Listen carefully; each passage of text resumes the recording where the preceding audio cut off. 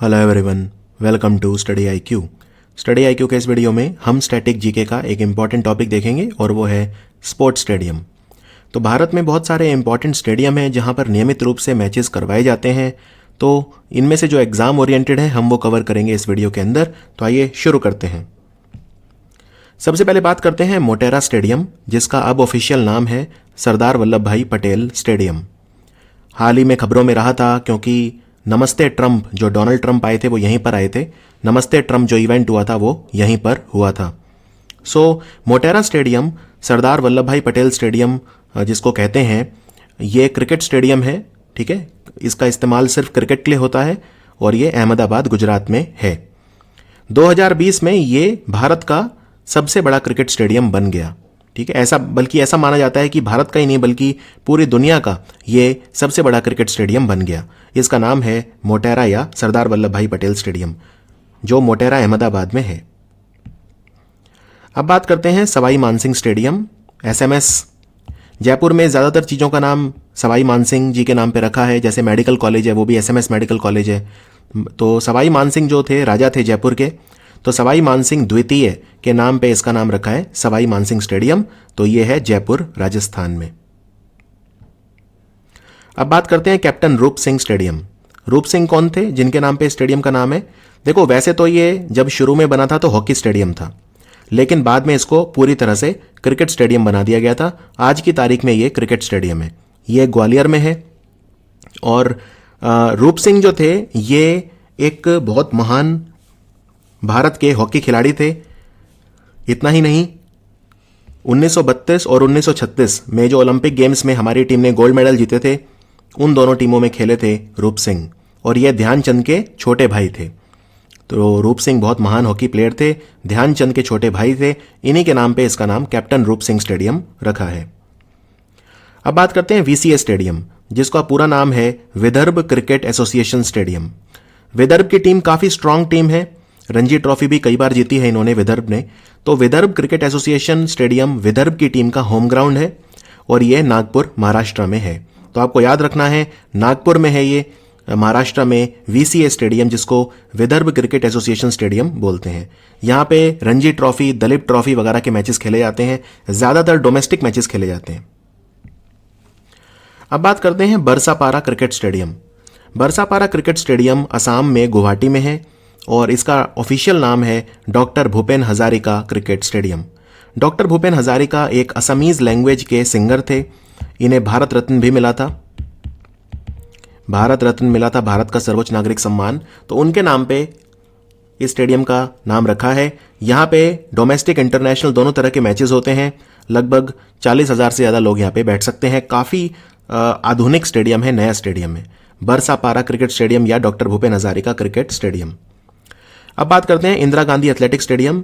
काफ़ी इंपॉर्टेंट है क्योंकि जो खेलो इंडिया यूथ गेम्स हुए थे, खेलो इंडिया गेम्स जो गुवाहाटी में हुए थे, वो यहीं पर हुए थे, तीसरे खेलो इंडिया गेम्स। सो इंदिरा गांधी एथलेटिक स्टेडियम जो है ये गुवाहाटी में है, असम में, और काफ़ी ज़्यादा इंपॉर्टेंट है। इसको पहले सारू सजाए स्टेडियम भी बोलते थे। तो सारू सजाए stadium Indira Gandhi athletic stadium का ही दूसरा नाम है। यहाँ पे एथलेटिक्स और फुटबॉल के मैचेस होते हैं। अब बात करते हैं मोइनुल हक स्टेडियम। मोइनुल हक स्टेडियम जो है ये पटना में है, बिहार में है, और क्रिकेट और फुटबॉल के लिए यूज़ होता है। बिहार का सबसे पॉपुलर स्टेडियम है ये। बिहार की जो रणजी टीम है उसका होम ग्राउंड भी है ये। बिहार क्रिकेट एसोसिएशन इसको मेंटेन करता है और इसका नाम मोइनुल हक के नाम पे रखा है। मोइनुल हक कौन थे?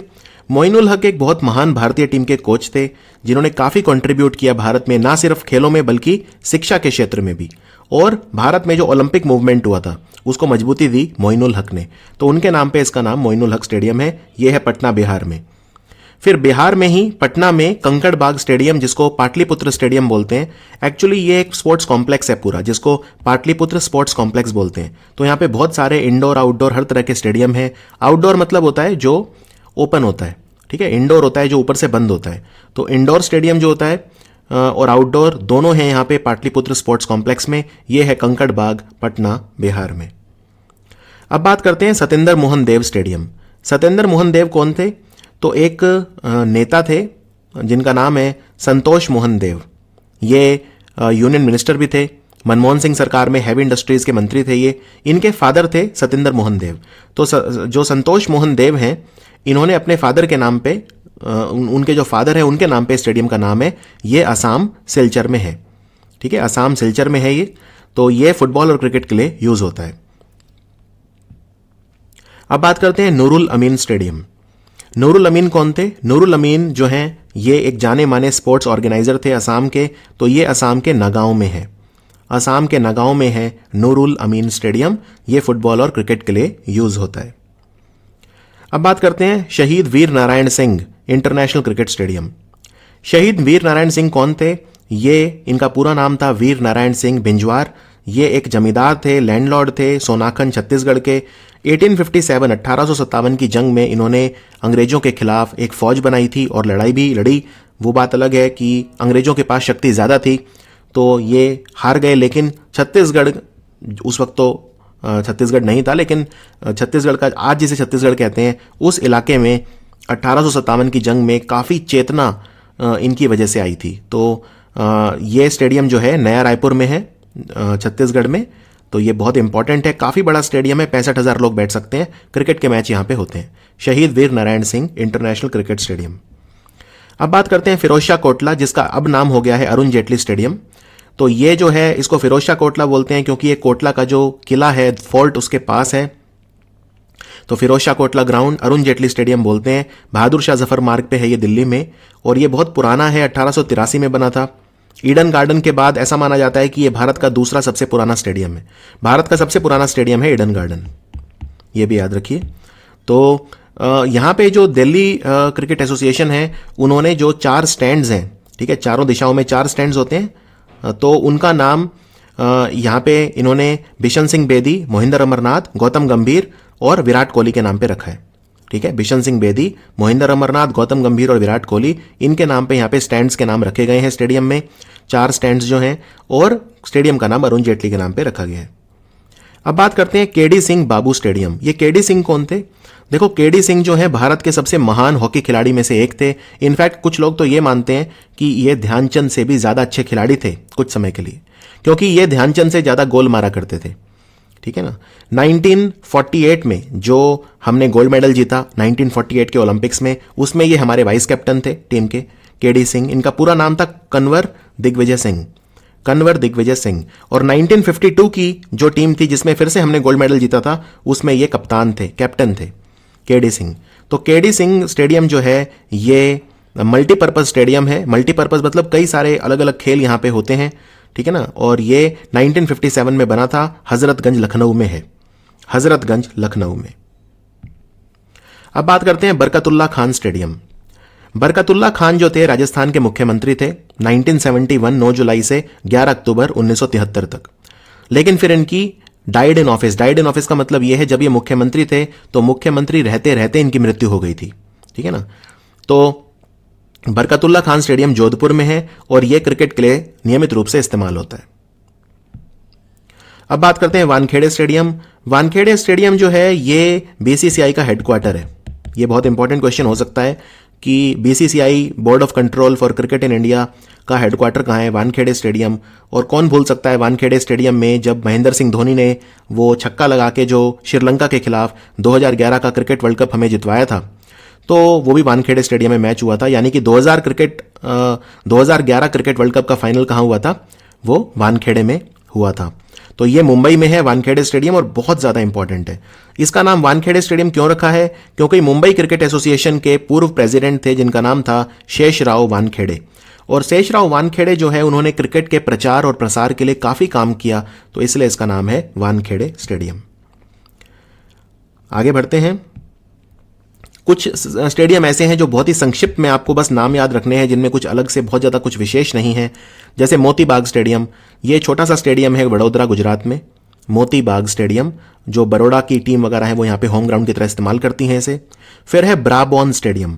देखो, ब्राबॉन स्टेडियम बीसीसीआई का हेडक्वार्टर पहले होता था, वानखेड़े बनने से पहले। तो ये स्टेडियम, इसकी ख्याति बहुत ज़्यादा थी एक समय। ब्राबॉन स्टेडियम बहुत माना हुआ स्टेडियम था मुंबई का, लेकिन जब से वानखेड़े बना है तो सब कुछ वहीं पर चला गया। ठीक है ना। लेकिन फिर भी आज भी इस स्टेडियम को लोग याद करते हैं। तो ये है ब्राबॉन स्टेडियम मुंबई। कश्मीर में एक ही स्टेडियम रेप्यूट का है श्रीनगर में, वो है शेर ए कश्मीर स्टेडियम। शेर ए कश्मीर स्टेडियम। बहुत ज़्यादा मैचेस भी जम्मू कश्मीर में नहीं होते हैं। माधवराव सिंधिया क्रिकेट ग्राउंड, ये है राजकोट गुजरात में। माधवराव सिंधिया क्रिकेट ग्राउंड है राजकोट गुजरात में। अब राजकोट का जो सबसे इंपॉर्टेंट स्टेडियम है वो है Saurashtra cricket association stadium. Saurashtra, अब तो सौराष्ट्र की टीम जो है वो रणजी ट्रॉफी भी जीत चुकी है और वो फाइनल मैच भी यहीं पे खेला गया था, सौराष्ट्र क्रिकेट एसोसिएशन स्टेडियम में। रणजी ट्रॉफी का जो फाइनल हुआ था 2019 सीजन का, जो 2020 में खेला गया था, तो वो यहीं पे खेला गया था। इसको खांडेरी क्रिकेट स्टेडियम भी बोला करते थे, लेकिन ये Saurashtra cricket association stadium Rajkot Gujarat में है। इस स्टेडियम की खास बात यह है कि यह गुजरात का पहला सोलर पावर्ड स्टेडियम है, पूरी तरह से सौर ऊर्जा से चलता है।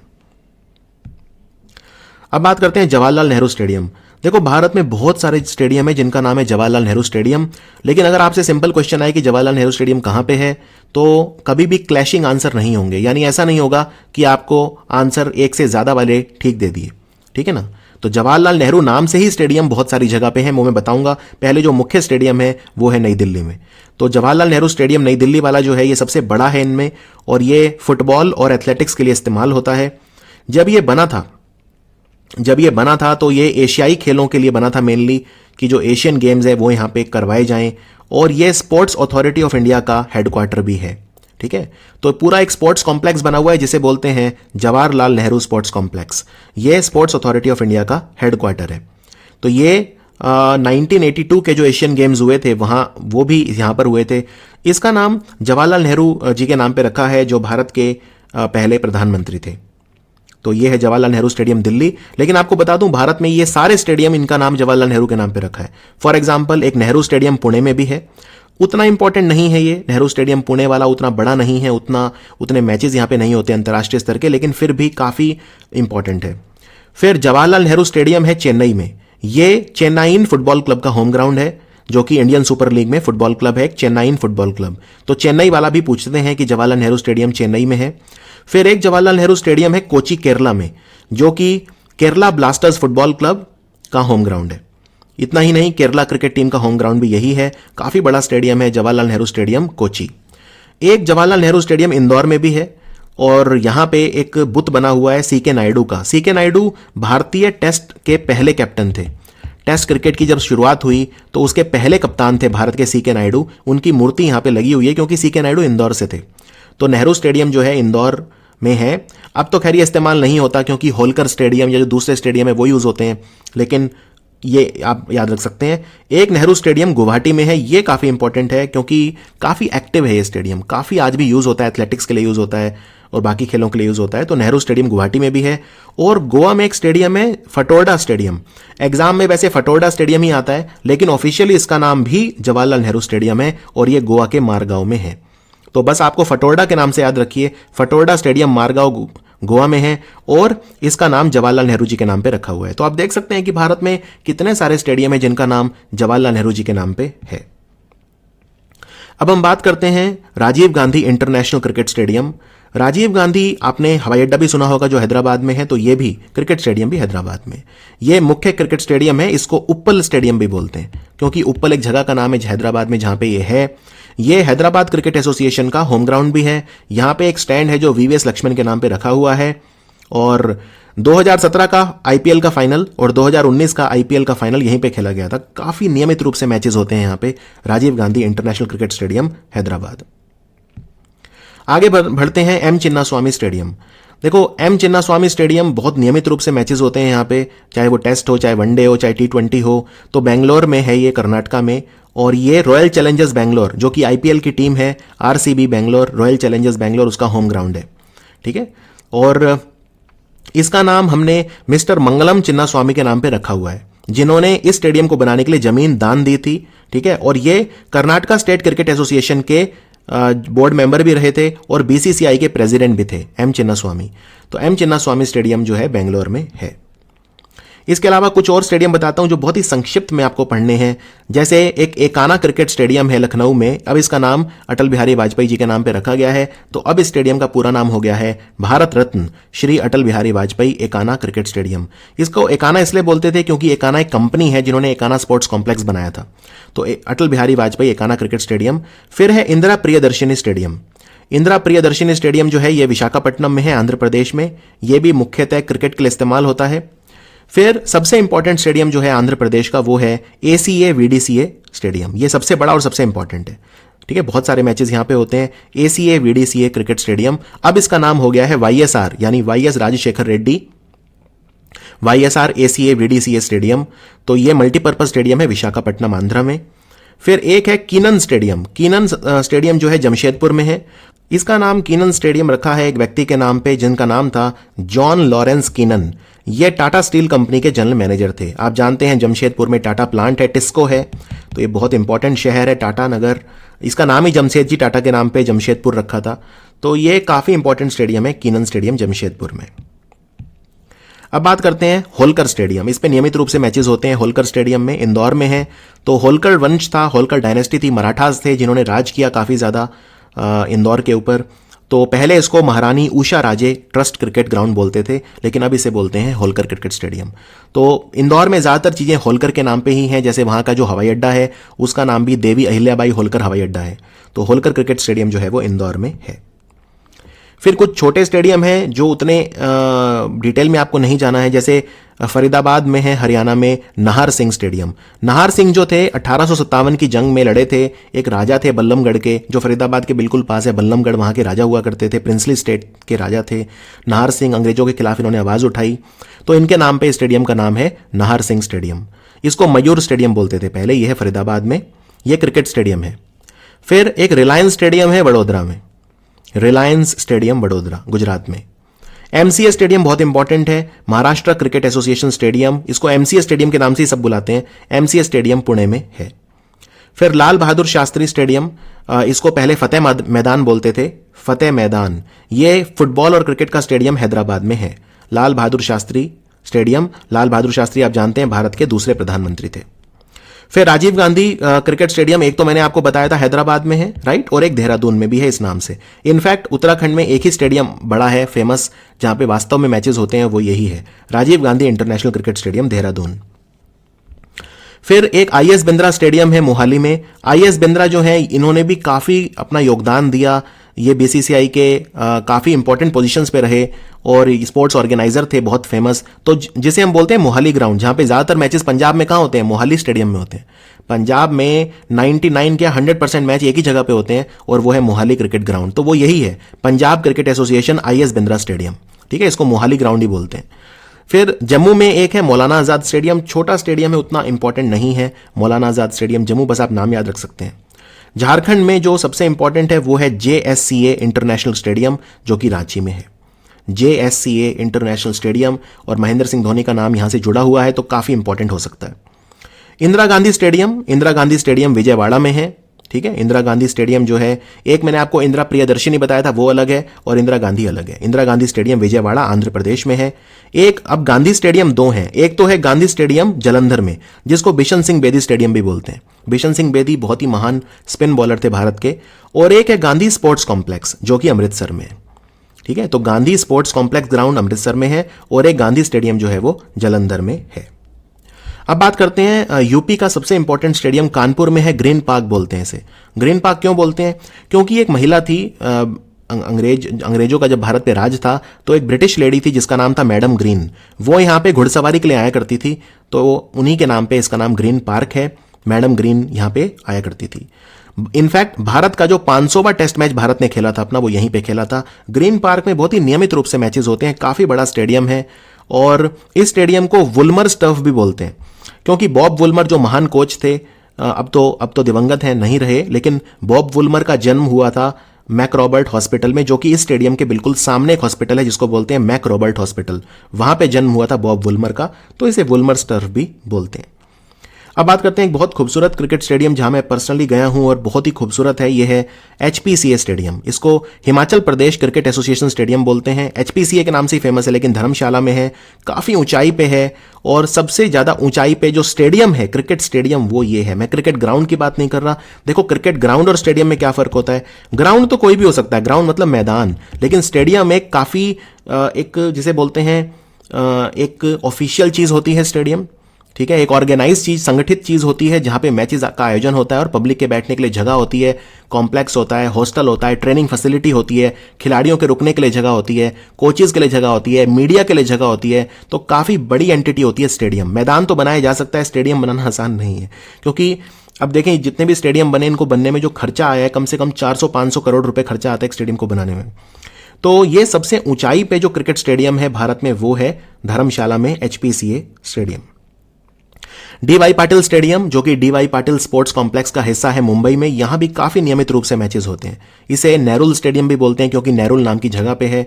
यहां पे डीवाई पाटिल कॉलेज भी है, मेडिकल कॉलेज वगैरह। तो DY Patil sports academy Mumbai. अब एक और बहुत इंपॉर्टेंट स्टेडियम है जो चेन्नई सुपर किंग्स का होम ग्राउंड है, जिसे बोलते हैं एम ए चिदम्बरम स्टेडियम। इसको एम चिन्नास्वामी से कंफ्यूज मत करना, वो बेंगलोर वाला था, मैं एम ए चिदम्बरम की बात कर रहा हूं। तो एम ए चिदम्बरम स्टेडियम जो है ये चेन्नई का है। इसका नाम एम ए चिदम्बरम के नाम पे रखा है, जो बीसीसीआई के पूर्व प्रेसिडेंट थे। ठीक है, इसको चेपॉक स्टेडियम भी बोलते हैं क्योंकि वो जगह का नाम है चेपॉक, चेन्नई में जहां पे ये है। तो ये चेन्नई में है M A Chidambaram stadium. Eden garden Bharat का सबसे पुराना क्रिकेट स्टेडियम है। 1864 में बना था, 1864 में ये बना था। ईडन गार्डन बहुत बड़ा है। ऐसा माना जाता है कि 80,000 लोग नियमित रूप से और 1 लाख तक यहां पे लोग बैठ सकते हैं। तो ईडन गार्डन जो है ये क्रिकेट और फुटबॉल दोनों के लिए इस्तेमाल होता है। और कोलकाता नाइट राइडर्स क्लब जो है आईपीएल का, उसका ये होम ग्राउंड है। अब कुछ और मैं बताता हूं जो इंपॉर्टेंट हो सकते हैं, जैसे doctor Shyama Prasad Mukherjee indoor stadium, ये है गोवा में। ठीक है, doctor Shyama Prasad Mukherjee indoor stadium. Kalinga stadium Bhubaneswar में है, बहुत ज्यादा इंपॉर्टेंट है। क्यों? क्योंकि देखिए हॉकी वर्ल्ड कप हुआ था यहां पे। हॉकी वर्ल्ड कप अगर हो गया कहीं पे तो वो तो इंपॉर्टेंट हो ही जाता है। तो कलिंग पुराना नाम है ओडिशा का। ओडिशा को पहले कलिंग कहा करते थे, मौर्य वंश के दौरान भी इसे कलिंग कहते थे। तो हॉकी वर्ल्ड कप जो हुआ था वो कलिंग स्टेडियम में हुआ था। और आपको बता दूं, हॉकी वर्ल्ड कप एक बार और भारत में होने वाला है, और वो भुवनेश्वर और राउरकेला दोनों जगह पे होगा, क्योंकि राउरकेला में है बीजू पटनायक स्टेडियम। ठीक है, तो बीजू पटनायक स्टेडियम और कलिंग स्टेडियम आयोजन करेंगे अगले हॉकी वर्ल्ड कप का जो भारत में होगा। तो बीजू पटनायक हॉकी स्टेडियम है राउरकेला में। फिर मेजर ध्यानचंद स्टेडियम। देखो मेजर ध्यानचंद के नाम पे 2 स्टेडियम हैं। एक बोलते हैं मेजर ध्यानचंद नेशनल स्टेडियम, तो ये नेशनल से समझ जाइए, नेशनल मतलब दिल्ली। ठीक है, क्योंकि दिल्ली राजधानी है, तो नेशनल वर्ड अगर आ गया तो समझ जाइए दिल्ली की बात हो रही है। जो सबसे पहले एशियाई खेल हुए थे वो भारत में हुए थे 1951 में, और वो यहीं पे हुए थे। बहुत ज्यादा इंपॉर्टेंट है ये Dhyanchand stadium. Dhyanchand national stadium में पहले एशियन गेम्स हुए थे, जो कि दिल्ली में हुए थे, 1951 में हुए थे, वो यहीं पे हुए थे। हॉकी स्टेडियम है ये। और एक है मेजर ध्यानचंद हॉकी स्टेडियम जो लखनऊ में। अब यहां पे नेशनल वर्ड नहीं मिलेगा, यहां पे सिर्फ हॉकी वर्ड मिलेगा। दूसरी बात, ये एस्ट्रो टर्फ स्टेडियम है। यहां पे एस्ट्रो टर्फ बिछाया हुआ है। एक एस्ट्रो टर्फ कुछ नहीं होता, एक तरह का मैदान होता है, उस पर एक कारपेट जैसी चीज बिछाई जाती है जिसे एस्ट्रो टर्फ बोलते हैं। एक तरह से कृत्रिम घास आप बोल सकते हैं, अंतर्राष्ट्रीय स्तर के मैदान होते हैं ये। तो अगर आपसे पूछे मेजर ध्यानचंद एस्ट्रो टर्फ कहां पे है, मैं यहां पे दोबारा लिख देता हूं ये वर्ड एस्ट्रो टर्फ, तो ये फिर आंसर हो जाएगा लखनऊ। ठीक है, मेजर ध्यानचंद एस्ट्रो टर्फ या major Dhyanchand hockey stadium Lucknow में है, लेकिन नेशनल वर्ड अगर आ गया तो वो है नई दिल्ली में। कुछ और देखते हैं छोटे स्टेडियम जो हैं। हरियाणा में एक ही स्टेडियम है जो एक अंतर्राष्ट्रीय स्तर का आप कह सकते हैं, और वो है ताऊ देवीलाल स्टेडियम, जो कि गुरुग्राम में है। नियमित रूप से मैचेस होते हैं। हरियाणा का तो एटलीस्ट सबसे ये बड़ा स्टेडियम है ताऊ देवीलाल स्टेडियम गुरुग्राम में भी वैसे बता दूं एक नेहरू स्टेडियम भी है, छोटा है, हॉकी के लिए इस्तेमाल होता है आजकल। तो नेहरू स्टेडियम तो ऐसा लगता है कि हर जगह ही है। एनीवेज, कुछ 2 छोटे स्टेडियम हैं हरियाणा में, उतने इस्तेमाल नहीं होते लेकिन लोकल एग्जाम में पूछ लेते हैं कई बार। एक है शाह सतनाम जी क्रिकेट स्टेडियम जो सिरसा में है हरियाणा में, और दूसरा है महावीर स्टेडियम जो कि हिसार में है। तो महावीर स्टेडियम सिरसा से लगभग 2 घंटे की दूरी पे है हिसार। अगर आप गाड़ी से जाएं तो हिसार जो है 90 किलोमीटर दूर है लगभग सिरसा से। तो हिसार में है महावीर स्टेडियम। यहां पे उतने मैचेस नहीं होते हैं, अब उतने अंतर्राष्ट्रीय स्तर के नहीं रहे अभी ये स्टेडियम, लेकिन ताऊ देवीलाल स्टेडियम एक अंतर्राष्ट्रीय स्तर का है। फिर बिरसा मुंडा जी के नाम पे कई सारे स्टेडियम है रांची में, जैसे Birsa Munda athletic stadium, Birsa Munda football stadium, Birsa Munda hockey stadium, ये स्पोर्ट्स कॉम्प्लेक्स वगैरह सब हैं, ये सब रांची में है। बिरसा मुंडा वैसे भी आप जानते हैं इनका जन्म झारखंड में हुआ था, और इन्हीं का बर्थडे 15 नवंबर झारखंड का स्थापना दिवस भी होता है। फिर दिलीप टर्की हॉकी स्टेडियम है राउरकेला में। दिलीप टर्की भारतीय हॉकी टीम के कप्तान थे, अब तो राजनीति में है ये। दिलीप टर्की सांसद है राज्यसभा के बीजू जनता दल पार्टी से। तो दिलीप टर्की के नाम पे ओडिशा की सरकार ने हॉकी स्टेडियम बनवा दिया था राउरकेला में। डॉक्टर भीमराव अंबेडकर स्टेडियम दिल्ली में है, काफ़ी पॉपुलर है, फुटबॉल स्टेडियम है। हालांकि अंतर्राष्ट्रीय मैचेस नहीं होते हैं कोई भी, लेकिन काफ़ी इंपॉर्टेंट हो सकता है। ताल कटोरा स्टेडियम है दिल्ली में, ज़्यादातर इंडोर के लिए यूज़ होता है ताल कटोरा स्टेडियम। कॉन्सर्ट्स वगैरह भी काफ़ी होते हैं यहाँ पे। गच्ची बावली बैडमिंटन के लिए ज़्यादा इस्तेमाल होता है, बाकी कई सारे और भी खेल होते हैं यहाँ पे। हैदराबाद में है, बहुत इंपॉर्टेंट है एग्जाम के लिए गच्ची बावली। और फाइनली बुध इंटरनेशनल सर्किट। बुध इंटरनेशनल सर्किट फॉर्मूला 1 की जो गाड़ियों की रेस होती है उसके लिए भारत में एक ही विश्व स्तरीय सर्किट है, वो है ग्रेटर नोएडा में, यूपी में, बुध इंटरनेशनल सर्किट। तो ये था कंप्लीट कवरेज हमारा स्पोर्ट्स स्टेडियम का। ये वीडियो काफ़ी इंपॉर्टेंट हो सकता है क्योंकि मैंने देखा है कि एक ना एक क्रिकेट ग्राउंड तो स्टेट पीसीएस, एसएससी, बैंक वगैरह जो भी एग्जाम है, एक स्पोर्ट्स स्टेडियम तो पूछ ही लेते हैं। और इसको देखने के बाद आपको वैसे भी काफ़ी अच्छा लगेगा क्योंकि आप भी जानना चाहते होंगे कि भारत में सबसे उत्कृष्ट, सबसे अच्छे स्टेडियम कौन से हैं जहाँ पे अंतर्राष्ट्रीय स्तर के मैचेस होते हैं। तो आई होप ये वीडियो आपको पसंद आया होगा। स्टैटिक जीके का एक और वीडियो था ये। मिलते हैं बहुत जल्दी अगले वीडियो में। अगले वीडियो में मैं कवर करूँगा कि भारत में जो समाधि स्थल हैं इंपॉर्टेंट वो कौन कौन से हैं। तो देखते रहिए study IQ static GK. Thank you so much.